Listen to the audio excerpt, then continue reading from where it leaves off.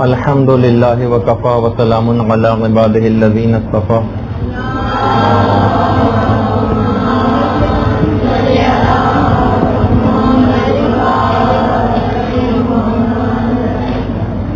آج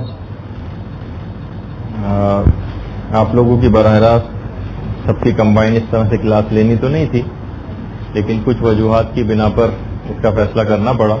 ہماری کوشش یہ ہوتی ہے کہ بعض کلاسز اس طرح سے بھی لے لی جائیں کہ عام طور پر بہت سارے مسائل ایسے ہوتے ہیں کہ جن کو ہم کسی خاص ڈسپلن کے تحت عام طور پہ بیان نہیں ہو سکتے، کسی خاص موضوع کے تحت.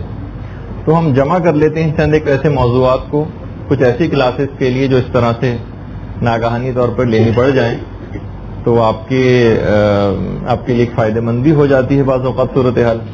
اتفاق سے خود بخود ہی آج اس عظیم سانحے کا جو پاکستان میں اور مختلف ممالک کے اندر ہوا، ہو سکتا ہے کہ اس کے اندر جو بھی ہلاک لوگ ہوئے ہیں ان کے لاحقین یہ سوچ رہے ہوں کہ کل کا دن کتنا منحوس تھا کہ جس کی وجہ سے اتنے لوگ لقمہ اجل بن گئے.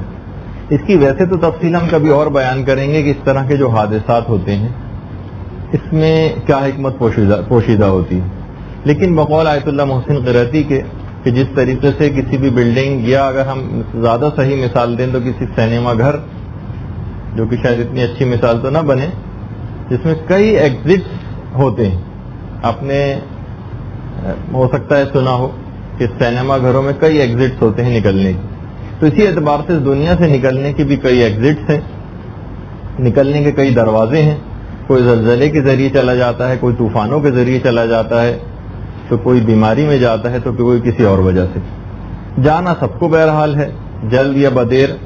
وہ جب حکم خدا آ جائے پھر بس فرشتہ اجل جس وقت آ جائے پھر اس کو لبیک ہی کہنا ہوتا ہے. لیکن جس موضوع کے اوپر ہمیں آج گفتگو کرنی تھی وہ ہے اس موقع سے فائدہ اٹھا کر کیا اس قسم کے جو واقعات ہوتے ہیں ان میں نحوست ایام کا کوئی دخل ہوتا ہے. ایام جو مختلف دن ہوتے ہیں، کیا ان کے منحوس ہونا یا ان کا نیک ہونا اور سعاد ہونا، اس میں اسلامی نظریہ کیا ہے؟ تو دیکھیے سب سے پہلے تو اس کے اندر وہ سب بھی چیزیں آ جائیں گی جو اکثر سوالات پوچھے جاتے ہیں اور لوگ عام طور پر کنفیوز ہوتے ہیں کہ جو ہاروسکوپس ہوتے ہیں اور یہ ہفتہ کیسا گزرے گا، جو آپ لوگ میں سے اکثریت بڑے شوق سے اخبارات کے اندر چیز پڑھتی ہے، اس متعلق بھی اس موقع سے فائدہ اٹھاتے ہوئے اس کا بھی مسئلہ بیان کر دیا جائے گا. تو سب سے پہلی بات یہ ہے کہ آخر اس کی تعریف کیا ہے. ایام کے منحوس ہونے یا سعاد ہونے اور نیک ہونے کے اندر ہم کیسے کہیں گے کہ کون سا دن منحوس ہے اور کون سا دن نیک ہے؟ دیکھیے اس کی تعریف، ہر وہ دن یا ہر وہ زمانہ، ہر وہ ساعت، ہر وہ گھڑی کہ جس میں انسان شر اور برائی کے علاوہ کوئی بھی چیز نہ دیکھے. شر اور برائی کے علاوہ انسان اس دن کوئی واقعہ نہ دیکھے، اور انسان اپنے تمام اعمال و افعال میں اس کے برکت نہ رہے اور وہ کسی نیک نتیجے کے حامل نہ ہو، اس کو کہا جائے گا کہ وہ دن منحوس دن ہے. دیکھیے ابھی صرف ہم تعریف کی حد تک بات کر رہے ہیں کہ دن کو منحوس کب کہا جائے گا. یعنی ہر وہ دن، وہ زمانہ یا وہ ساعت یا وہ گھڑی جس میں انسان شر اور برائی کے علاوہ کچھ نہ دیکھے اور تمام اعمال و افعال کے اندر اس کی برکت ختم ہو جائے اور وہ کوئی نیک نتیجے کے حامل نہ ہو. یہ ایک عقلی تعریف ہے، یہ ایک تعریف ہے دن کے منحوس ہونے کی. دن کے نیک ہونے کی اس کی بالکل برعکس کر لیجئے کہ اس دن یا زمانہ یا وہ گھڑی انسان سوائے نیکی اور خیر کے کچھ نہ دیکھے. یہ ایک تعریف ہو گئی دن کے نیک ہونے کی. اب آ جائیے عقلی طور پر. یہ تو تعریف ہم نے بیان کی ابھی صرف عقلی طور پر. یہ بات یاد رکھ لیجیے، ابھی ہم شریعت کی بات نہیں کر رہے، وہ اس کے بعد کا مرحلے پہ بات آئے گی. عقلی طور پر کوئی ایسا طریقہ موجود نہیں کہ جس کے تحت ہم یہ بات پریڈکٹ کر سکیں کہ فلاں زمانہ، فلاں دن یا فلاں ساعت یا فلاں گھڑی سعاد یا نحس ہوگی. اچھا، ایک تو طرف بات یہ ہو گئی، ہم یہ پتہ چلا ہی نہیں سکتے کہ کون سے زمانے کی کون سی ساعت جو ہے عقلی طور پر وہ سعاد یا منحوس ہے. اسی اعتبار سے ہم اس کا مکمل طور پر انکار بھی نہیں کر سکتے. اس کی بھی ہمارے پاس کوئی دلیل عقلی نہیں ہے کہ جس کے تحت ہم یہ بات پتہ چلا سکیں کہ فلاں زمانہ یا فلاں جو چیز ہے وہ اس قسم کے نظریات بالکل بیکار ہیں اور ہم ان کا مذاق اڑانا شروع کر دیں. لوگ عام طور پر جو دونوں ایکسٹریمز پہ چلے جاتے ہیں، کچھ لوگ بالکل نہیں مانتے ان چیزوں کو اور کچھ لوگ حد سے زیادہ ان چیزوں کے اوپر اعتقاد رکھتے ہیں. عقلی طور پر ہمارے پاس کوئی ایسا معیار نہیں ہے جس کے تحت ہم دنوں کو منحوس یا ساعت قرار دے سکیں. یہ عقل کی بات ہو گئی. اب آ جائیے شرعی بات. شرعی طور پر ویسے اگر لفظ کے اعتبار سے اگر ہم دیکھیں تو قرآن کے اندر بھی اور روایات کے اندر بھی یہ والے الفاظ آئے ہیں. مثلا خود قرآن کے اندر جو سورہ قمر ہے، سورہ قمر کے اندر پروردگار عالم ارشاد فرماتا ہے، یعنی قوم عاد کے متعلق پروردگار عالم ارشاد فرماتا ہے کہ قوم عاد پہ جو عذاب ہوا تھا کہ اس سخت منحوس دن ہم نے ایک زبردست طوفانی ہوا قوم عاد کے اوپر چلائی. اس کا مطلب یہ ہوا کہ بہرحال اس قسم کے الفاظ یہ قرآنی تعبیرات بھی ہیں، قرآن کے اندر بھی استعمال ہوئے ہیں. اچھا، اتنا اور آپ کے علم میں ہوگا کہ قوم عاد کے اوپر 8 دن اور 7 راتیں مسلسل زبردست طوفانی ہوائیں چلی اس جگہ. تو یہ جو قوم عاد کے اوپر پروردگار عالم نے اس منحوس دن عذاب نازل کیا تھا، یوم نحس جس کو قرآن نے کہا، 8 دن اور 7 راتیں مسلسل ان کے اوپر وہ عذاب ہوتا رہا، طوفانی ہوائیں چلتی رہیں. اور اس طرح کے دیو ہیکل جو 18-20 فٹ کے لوگ تھے وہ ان کو زمین سے آسمان میں اٹھا اٹھا کے ہوائیں لے جاتی تھیں اور زمین پہ لا کے پٹکتی تھیں. یہ ان کے اوپر ایک اچھا ان کے کیا عذاب، ان کے اوپر کس وجہ سے یہ عذاب آیا، ان کے گناہ کیا تھے، ایک الگ موضوع ہے قوم عاد کا، وہ آپ پڑھ سکتی ہیں مختلف کتابوں کے اندر. لیکن جو ہمیں اس میں جو خاص طور پہ بات بیان کرنا تھی وہ یہی تھا کہ اس منحوس دن. اچھا، ایک تو یہی سورہ قمر کی 19ویں آیت کے اندر یہ مضمون آیا. دوسرا یہی مضمون سورہ حامیم سجدہ میں بھی آیا، لیکن اس میں تو ایک دن کا تذکرہ ہے یوم نحس. دوسری جو آیت ہے حامیم سجدہ کی، اس کے اندر پلورل استعمال ہوا ہے.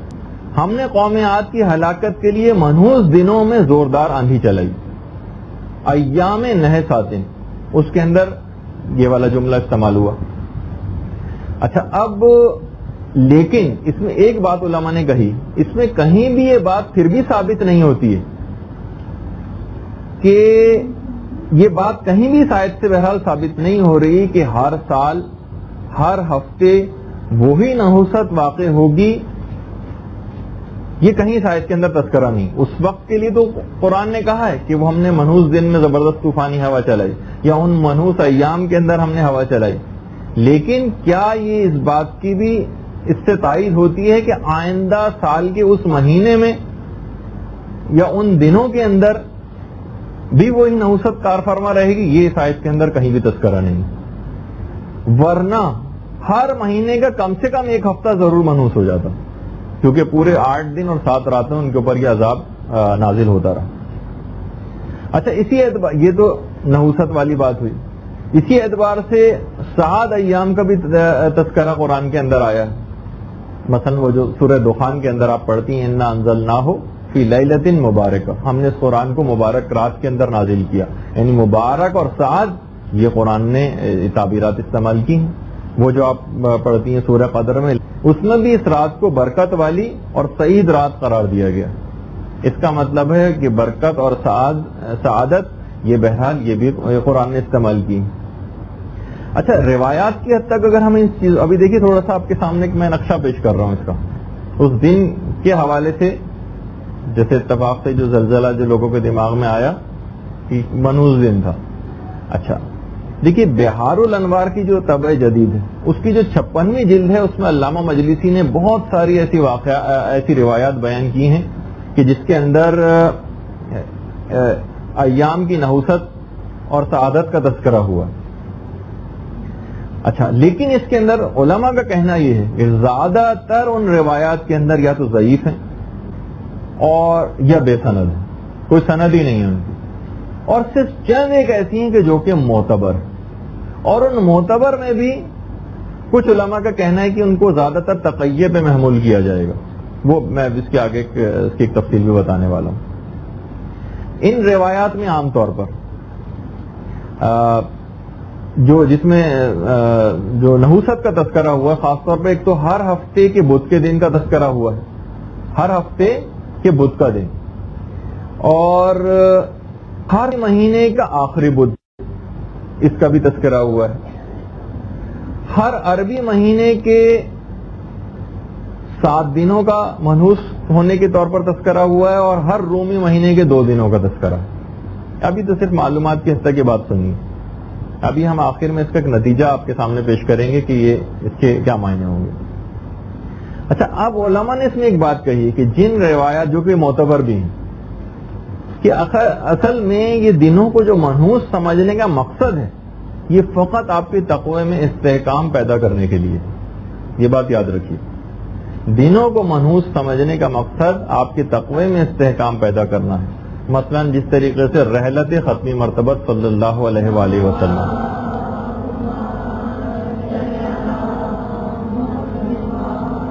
یا مثلا عاشورے کا دن، یعنی مقصد یہ ہے کہ اس دن کو منحوس قرار دیے جانے کا کہ اس دن انسان مثلا کوئی کام نہ کرے، کوئی کاروبار نہ کرے، مشاغل دنیا کے اندر مشغول نہ ہو، تاکہ اس کا جو دینی جذبہ ہے بہت زیادہ قوی ہو جائے.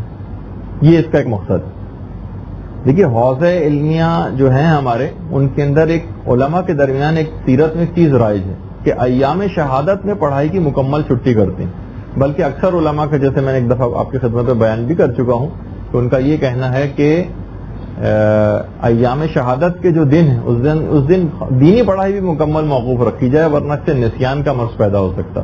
یہ باقاعدہ ایک علماء میں بات مشہور ہے، لکھی بھی تو کسی جگہ نہیں پڑھی ہے، لیکن وہاں کے دینی طالب علم بتاتے ہیں کہ علماء عام طور پر اس کو منع کرتے ہیں کہ بہرحال ان دنوں کے یہ اثرات ہوتے ہیں. تو اس میں تقوی میں استحکام آپ کو پیدا کرنے کا مقصد یہ ہے کہ تاکہ انسان ان ایام کی حرمت کو اپنے ایام کی حرمت کا خیال کرے اور ان دنوں کی بے حرمتی نہ کرے.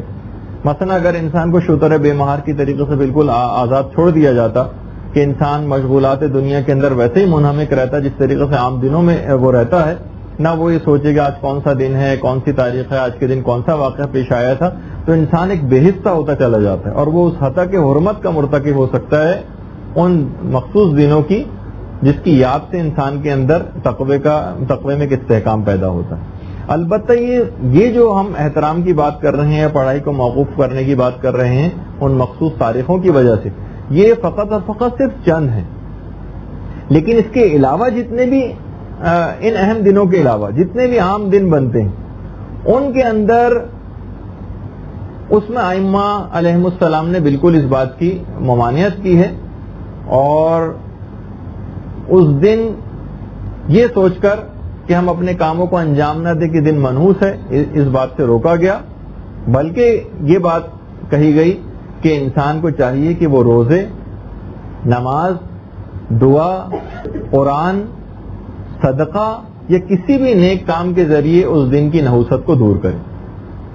یہ بات کہی گئی روایت کے اندر. لیکن عام طور پر کسی بھی کام سے رک جانا، یہ صرف ان مخصوص چند ایک دنوں کے علاوہ یہ اور چیزوں کے اوپر ہم اس کو اپلائی نہیں کریں گے اس بات کو کہ وہ چند ایک مخصوص دن ایسے ہیں جس دن کام چھوڑ دینا چاہیے. اس کا مطلب یہ کہ فلاں دن سفر نہ کرو اور فلاں دن یہ نہ کرو اور فلاں دن وہ نہ کرو. اس کی میں آگے چل کے حل بھی بتانے والا ہوں آخر میں علماء کا. سہل ابن یعقوب یہ ایک راوی ہیں 11ویں امام کے، امام حسن عسکری علیہ الصلوۃ والسلام.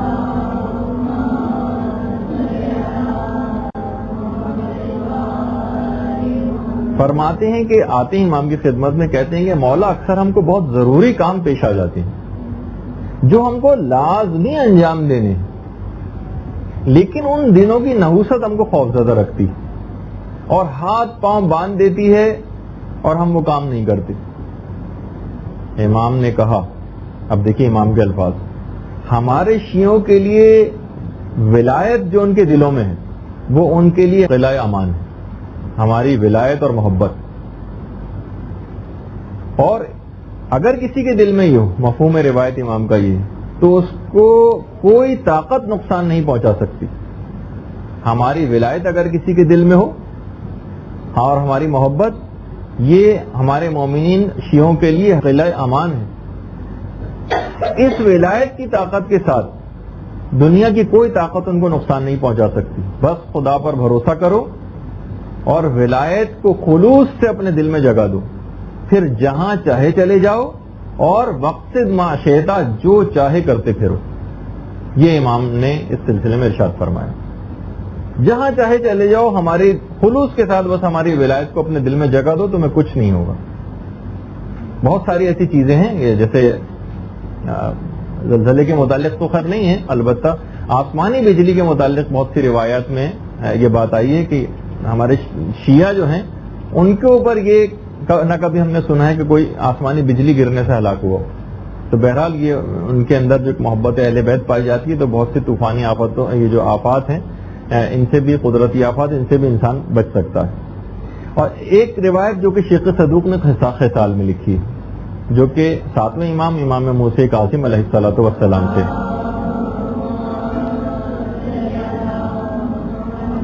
لوگوں نے 7ویں امام کو یہ دیکھا کہ امام جمعے کے دن علاج کروا رہے ہیں. اچھا اتنا اور بتا دوں، دیکھیے اس زمانے میں بہت سارے ایسے اوہام لوگوں کے دل و دماغ کے اندر موجود ہوتے تھے، اور امام ایک دم سے اس کے خلاف، یعنی کچھ نہ کچھ، ظاہر ہے کہ جو لوگوں کا بالکل اعتقاد بن جائے نا کوئی چیز، وہ اتنی جلدی ان کے دماغ سے نکلتی نہیں. اچھا اس روایت سے بھی ظاہر ہوتا ہے کہ شاید 7ویں امام کو بلڈ پریشر کا مرض تھا. لوگوں نے دیکھا کہ امام جمعے کے دن جونکیں لگوا رہے ہیں. اچھا جونکیں لگوانے سے جسم سے خون نکالا جاتا تھا. اس زمانے میں یہ بلڈ پریشر کی گولیاں تو نہیں تھیں. آج بھی کسی اگر جگہ پر بہت زیادہ کسی کا بلڈ پریشر بڑھ رہا ہو تو بہرحال اس کا ایک میڈیکل ٹریٹمنٹ یہ ہے کہ کچھ نہ کچھ، اور کوئی طریقہ نہیں ہو ہمارے پاس کہ بلڈ پریشر کو کنٹرول کرنے کا، ہمارے پاس کوئی دوا بھی نہیں ہے، کچھ بھی نہیں ہے، تو اس کے جسم سے خون نکال دیا جائے تو اس کا جسم کا بلڈ پریشر خود بخود کم ہو جاتا ہے. امام نے بھی اس زمانے میں، اور تو کوئی گولیوں وغیرہ کے طریقہ کار تو نہیں تھے، لوگوں نے دیکھا کہ امام جونکیں لگوا رہے ہیں. امام نے فرمایا نہیں، میں نے آیت الکرسی پڑھ کر جونکیں لگوائیں اور تم بھی ایسا ہی کیا کرو. اور امام نے فرمایا فَإِذَا حَاجَ بِكَ الدَّمُ، جب بھی تمہارا خون کھولنے لگے، جب بھی تمہیں ہائی بلڈ پریشر ہونے لگے، یہ باقاعدہ جملہ امام کا، فَإِذَا حَاجَ بِكَ الدَّمُ، جب بھی تمہارا خون کھولنے لگے یا بلڈ پریشر ہونے لگے، چاہے یہ دن میں ہو رہا ہو چاہے رات میں ہو رہا ہو، آیت الکرسی پڑھ کر اپنا علاج کر لیا کرو.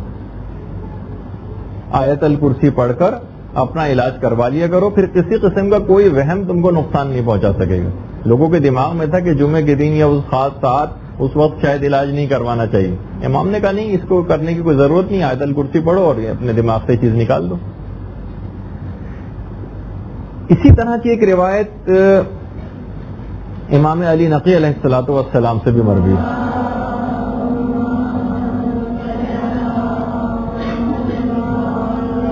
راوی امام کی خدمت میں حاضر ہونے کے ارادے سے اپنے گھر سے چلا. وہ کہتا ہے کہ گھر سے چلا میری انگلی زخمی ہو گئی. پھر کسی جگہ آگے کہیں گیا، زوردار کسی شخص سے ٹکر ہو گئی. اور پھر جب خدمت امام میں پہنچا تو اتنا زیادہ لوگوں کا رش تھا کہ امام تک پہنچنے میں میرے کپڑے بھی پھٹ گئے.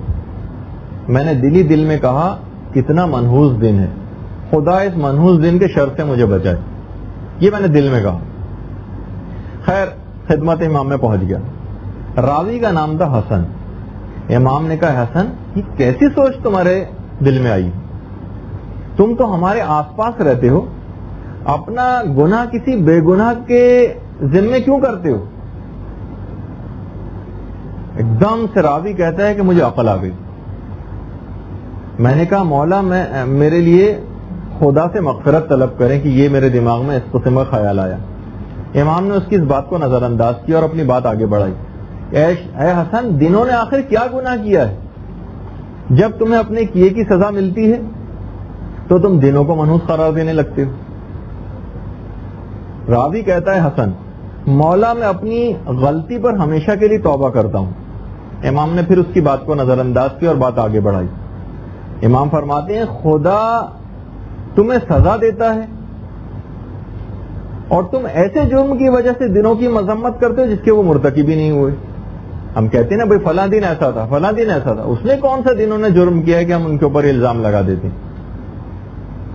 اور علماء نے بریکٹ میں لکھا ہے کیونکہ دن بھی بہرحال خدا کی ایک مخلوق ہے، ان کے اوپر بھی تہمت اور الزامات ہم نہیں لگا سکتے. جب بھی اکثر ائمہ نے زمانے کو برا کہنے سے بھی منع کیا. جیسے مولا کی روایت میں نے موت کی درس کے سلسلے میں پیش کی تھی کہ زمانے کو کب زمانے نے تم کو دھوکہ دیا، تو بالکل اسی اعتبار سے دنوں نے کوئی قصور نہیں کیا. پھر امام نے فرمایا حکم خدا میں مداخلت ایام کا عقیدہ دل سے نکال دو. اب راوی نے کہا مولا میں یقیناً ایسا ہی کروں گا، میں ضرور ایسا کروں گا اور اس قسم کے عقیدے کو دل سے نکال دوں گا، پھر کہیں جا کے روایت ختم ہوئی. تو آپ نے دیکھا کہ کتنا زیادہ ائمہ نے اس چیز کے اوپر زور دیا ہے کہ ہم ان مخصوص دنوں کے علاوہ، یہ چند ایک مخصوص دن اور ہیں جس طریقے سے اکثر آپ خیر وہ بھی ہم آگے چل کر جب ستاروں کی بات کریں گے اس وقت بھی بات آئے گی. صرف مثلا ہم نکاح کے جو دن دیکھتے ہیں اس کے اندر کے جناب قمر در اقرب واقع نہ ہونے پائے یا مخصوص فلاں تاریخوں کے اندر کراہیت ہے، ان کو چھوڑتے ہوئے کیونکہ وہ تو فقہی مسائل ہیں. لیکن ان کے علاوہ عام طور پر جو ہم کیلنڈرز کے اندر دیکھتے ہیں اس میں تو پتہ ہی چلتا ہے کہ ہر 2-1 دن بعد کوئی نہ کوئی دن منحوس آ ہی رہا ہوتا ہے. ان دنوں کی خاص طور پہ بات ہو رہی ہے جو بالکل مسائل فقہ کے تحت جو دن اس طرح کے ثابت ہیں کہ جن کے اندر کراہیت ہے نکاح کی ہے کسی کام کو کرنے کی، ان کو چھوڑتے ہوئے جو معتبر روایات سے ثابت ہیں. اب آ جائیے علماء کا نظریہ سلسلے میں کیا ہے. علماء یہ کہتے ہیں خاص طور پر آیت اللہ سید محمد حسین طباطبائی، انہوں نے اس کے اندر بڑی اچھی ان کی ایک تحقیق ہے اور وہ انہوں نے پیش کی، وہ آپ کے سامنے پیش کر رہا ہوں کہ ایام کی نحوست کا دار و مدار اس کے منحوس سمجھنے پر ہے. اس کا ایک خاص نفسیاتی اثر ہوتا ہے. اچھا یہ روایات جو آئی ہیں جس میں ایام کو منحوس قرار دیا گیا ہے، یہ اصل میں آیت اللہ طباطبائی فرماتے ہیں یہ بدشگونی کے نفسیاتی اثرات سے نجات دلانے کے لیے بیان ہوئی. یعنی اگر کسی شخص کے دل کے اندر اتنی قوت ہو کہ وہ نحوست کی باتوں کی پرواہ نہ کرے تو سب سے بہتر یہی ہے کہ وہ بالکل پرواہ نہ کرے اور خدا پہ توکل کرتے ہوئے اس کام کو کرتا رہے. بالکل پرواہ نہ کرے، جس کا عقیدہ دماغ سے نکال دے. اور اگر کسی میں اتنی قوت نہ ہو اس کے دل میں اور اس کو پھر بھی وہم آ جاتے ہوں کہ نہیں یہ لکھا ہوا ہے کہ منحوس ہے، مجھے کام نہیں کرنا چاہیے، فلاں تاریخ کو یہ ہو سکتا ہے، تو اگر کسی کے دل میں اتنی طاقت نہ ہو کہ ان خیالات کو جھٹک سکے تو پھر علماء فرماتے ہیں تو پھر وہ خدا پر بھروسہ، تلاوت قرآن، دعا، صدقہ یا کسی بھی نیک کام کے ذریعے اس بدشگونی کے نفسیاتی اثرات کو اپنے سے دور کرے. مثلا اب اس کو اطمینان ہو جائے گا دعا پڑھنے کے بعد، صدقہ دینے کے بعد، نہیں اب اس چیز کی منحوست ختم ہو گئی. ان تمام چیزوں کو جس کے دل میں اتنی طاقت ہو وہ تو ان کو ویسے ہی نظر انداز کر دے، لیکن جس کے دل میں اتنی طاقت نہیں ہے اور اس کو پھر بھی وہم آ جاتے ہیں اس کے لیے وہ ان چیزوں سے مدد لے. اور فرماتے ہیں آیت اللہ طباطبائی کہ جو روایات مسلمہ طور پر ملتی بھی ہیں کہ جس کے اندر اس قسم کا نظریہ بیان ہوا ہے وہ تقیہ پہ ان کو محمول کیا جائے گا. خیر اس کی ایک الگ تفصیل ہے جو ہم فی الحال ہم اس تفصیل کے اندر نہیں جا رہے ہیں. اچھا پھر وہ جو اب اخبارات میں بڑھتی ہیں ہفتہ کیسا رہے گا، ستاروں کے اثرات کیا ہیں، اس متعلق بھی نظریہ وہی ہے. کوئی دلیل ہمارے پاس ایسی نہیں ہے کہ جس سے ستاروں کے ساز یا منحوس اثرات کے حتمی نتائج ہمارے اوپر کوئی منطبق ہو سکے. کوئی ایسا حتمی نظریہ نہیں پایا جاتا، کوئی ایسا دائمی حکم نہیں ہے کہ فلاں موقع پر اگر ستاروں کی آسمان میں یہ کیفیت ہوگی تو اس سے فلاں واقعہ رونما ہو سکتا ہے. اور اگر کوئی پیش گوئی کر بھی دے تو بعض اوقات نجومی حضرات کرتے ہی، اور بلکہ وہ جو شہید دست غیب کا جملہ ہے جو میرا ارادہ تھا کہ قیامت کی جب ہماری گفتگو موت کے سلسلے میں وہاں تک پہنچیں گے اس وقت بات بیان کروں گا، لیکن آج بیان کر دیتے ہیں۔ شہید دست غیب کہتے ہیں قرآن میں پروردگار عالم نے قیامت کے متعلق 1000 آیتیں بیان کی، لیکن اس کے باوجود بھی کوئی ان آیتوں پر اتنا بھی یقین نہیں کرتا جتنا ایک نجومی کی بات پہ یقین کرتا۔ جب یہ ہوگا یہ ہوگا یہ ہوگا، ہم کہتے ہیں ہاں ہوگا، دیکھا جائے گا کیا ہوگا، اتنا بھی نہیں کہ ابھی معمولی سے نجومیوں کی بات آنے لگتی ہے چاند کے سلسلے میں تو لوگ سائنٹیفک باتوں کو بھی نہیں مانتے اور فلاں نجومی کی بات پہ یقین کر رہے ہوتے ہیں جو اخبارات میں آتی ہے۔ تو بہرحال کوئی ہمارے پاس اچھا کبھی پیشگوئی ظاہر ہے جو بھی کوئی آدمی کرتا ہے کبھی سچی ثابت ہوتی ہے کبھی جھوٹی ثابت ہوتی۔ میرے قریبی دوست ہیں وہ اکثر اس متعلق مشہور بھی ہو گئے، پھر میں نے ان کو منع کیا کہ آپ اس قسم کی پیشگوئیاں نہ کیا کریں۔ وہ پیشگوئی مثلا انہوں نے ایسی ظاہر ہے کہ متقی پرہیزگار شخص ہیں، کسی سے کہہ دیا ہوگا، کسی نے پوچھا کہ بیٹا ہوگا یا بیٹی ہوگی، لڑکا ہوگا یا لڑکی ہوگی، انہوں نے کہہ دیا جو بھی ان کے دماغ میں آیا انہوں نے کہہ دیا یہ ہوگا، وہی ہو گیا۔ دیکھیے ظاہر ہے کہ 50-50% تو ہوتا ہے نا، تو لڑکا ہوگا یا لڑکی ہوگی، تو 2-3 افراد کے ساتھ بھی اگر ایسا ہو گیا، صرف فقط 2-3 افراد کے ساتھ بھی کہ انہوں نے اتفاقاً ان کے جو بھی منہ میں آیا کیونکہ 50% تو امکان تھا، تو اس لحاظ سے انسان مشہور در مشہور ہوتا چلا جاتا ہے۔ وہ 3 افراد 30,000 افراد تک اس بات کو منتقل کر دیتے ہیں۔ تو بعض اوقات یہ نجومیوں کی جو پیشگوئیاں ہوتی ہیں یہ عام طور پر اسی انداز سے زیادہ مشہور ہو جاتی ہیں۔ ہاں البتہ اگر کوئی ان ستاروں کے اثرات کا کوئی نظریہ ایسا بنا لے کہ نہیں بھائی یہ میرا دل نہیں مانتا، ستاروں کے اثرات تو ضرور ہوتے ہیں، تو بہرحال اتنا اور بتا دوں کہ یہ نظریہ کوئی اتنا اسلام سے متصادم بھی نہیں، اور یہ ایسا سوچنا کہ اس سے یہ ہو سکتا ہے کوئی حرام خیال نہیں۔ صرف اس وقت حرام ہے ستاروں کو جب ہم مؤثر بالذات سمجھنے لگیں کہ ستارے ذاتی طور پر اتنی ان کے اندر قوت و طاقت ہے کہ وہ ہماری زندگیوں پر اپنے اثرات ڈال سکتے ہیں۔ دیکھیے یہ جو ہم علوم حاصل کرتے ہیں نجوم وغیرہ، علم نجوم، یہ علم بہت علماء سے استفتاء کیے گئے، آیت اللہ سیستانی سے بھی، اور جتنے بھی مراجع ہیں تقریباً سب سے یہ استفتاء ہوا ہے کہ کیا علم نجوم حاصل کرنا حرام ہے؟ کیا علم نجوم حاصل کرنا حرام ہے؟ سب کا تقریباً جواب یہی آیا کہ اس علم کو حاصل کرنا تو حرام نہیں، اس علم کو حاصل کرنا تو بہرحال حرام نہیں ہے، لیکن اس کو بالکل اس انداز سے ہم اگر سمجھنے لگیں کہ بس ستاروں کے براہ راست ہماری زندگی کے اوپر اثرات مرتب ہوتے ہیں تو اس وقت یہ فقط حرام ہوگا۔ ایک راوی امام کے پاس آتا ہے اور آ کے کہتا ہے کہ مولا مجھ کو علم نجوم بہت پسند ہے، اگر یہ علم میرے دین کے لیے نقصان دہ ہے تو میں اس کی طرف نہ جاؤں، کیونکہ جو علم میرے دین کے لیے نقصان دہ ہو مجھے اس کی کوئی ضرورت نہیں۔ دیکھیے راوی کے جو الفاظ ہیں روایت کے اندر، تو کیا میں اس علم کو حاصل کر سکتا ہوں؟ امام نے کہا دیکھو علم نجوم تمہارا، راوی نے کہا مولا کیا اس علم نجوم کو کوئی شخص جانتا ہے؟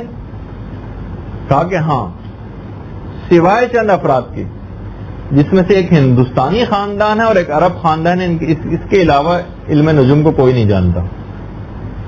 تو بہرحال اس میں وہی اصول ہے کہ اگر آپ کا دل مطمئن ہو رہا ہے، آپ کے دل کے اندر اتنی صلاحیت ہے، تو آپ نے ستاروں کے اثرات وغیرہ اس کو بالکل ہی ایک طرف آپ کر دیجئے۔ اور اگر دل اتنا قوی نہیں ہے، ہمارا دل نہیں مان رہا، ہمیں وہم آ رہے ہیں، تو صدقہ، دعا، قرآنی آیات، نیک کام، اس کے ذریعے آپ اپنے دل کو تقویت پہنچائیں اور اس وہم کو نکالنے کی کوشش کریں۔ حال ہی میں نے دیکھا ایک صاحب اپنی بیٹی کی شادی کے سلسلے میں بہت پریشان تھے کہ فلاں نکاح کی تقریب اس وقت منعقد میں کروں گا صیغہ نکاح کہ جب فلاں برج کے اندر فلاں ستارہ داخل ہو جائے گا، کہ وہ کون سی وہ شبھ گھڑی یا نیک گھڑی ہوتی ہے اس کے اندر۔ تو اگر دیکھا جائے تو فقط اور فقط اگر کوئی چیز نقصان دہ ہے اور منحوس ہے تو اصل میں وہ گناہ ہے انسان کے۔ اس شادی کی تقریب میں اگر کسی کو اس سے بچانا ہے اپنے آپ کو تو گناہوں سے اپنے آپ کو بچانے کی کوشش کرے، اس کے علاوہ کوئی بھی چیز اپنے وہم کو دماغ میں نہ لے کر آئے کہ اصلاً جو منحوس چیزیں ہیں وہ گناہ ہیں جو انسانی زندگی پر اور آخرت کے اوپر اپنے اثرات کو ڈالتے ہیں۔ پھر ایک اور روایت میں ایک راوی امام کے پاس آتا ہے اور کہتا ہے کہ مولا یہ بتائیے کہ جو پیغمبر اسلام کی حدیث ہے کہ ایام سے دشمنی نہ کرو ورنہ وہ تم سے دشمنی کرنے لگیں گے، اس سے کیا مراد ہے؟ امام نے کہا ایام سے مراد ہم ہیں، جو یعنی ہم سے دشمنی نہ کرو. تو جو اکثر اس قسم کی جو روایات بیان بھی ہوئی ہیں، ایام سے دشمنی نہ کرو ورنہ وہ تم سے دشمنی کرنے لگیں گے، اس سے مراد ائمہ معصومین علیہم السلام ہے.